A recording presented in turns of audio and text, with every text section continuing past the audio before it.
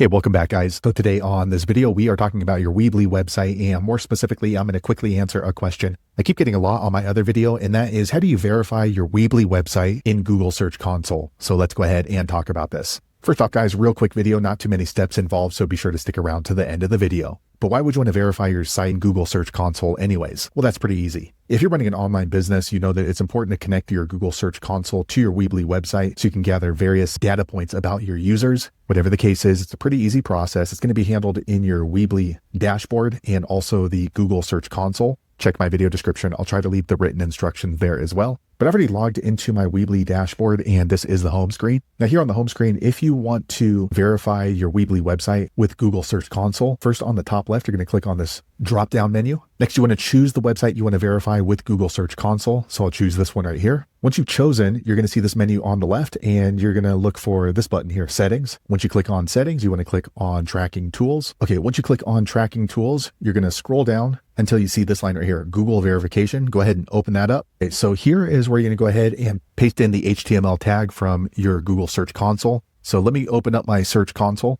Okay, here is my Google Search Console. This is going to be for another website that I own, but I'm going to show you how you can get the HTML code. So here on the left, make sure that you're working in the correct website. Once you've chosen the website, scroll all the way to the bottom, and you want to click on Settings. Okay, once you click on Settings, you're going to be in the settings for your website, and you're going to see all these options, but you want to click on this right here, Ownership Verification. Once you do that, you want to scroll down and look for this one, HTML tag. Okay, once you click there, you're going to see the HTML tag. So they do let you know that it should be pasted into the home page, and it should go in the header section. So go ahead and just click copy. Now you're done inside of Console until you're ready to verify.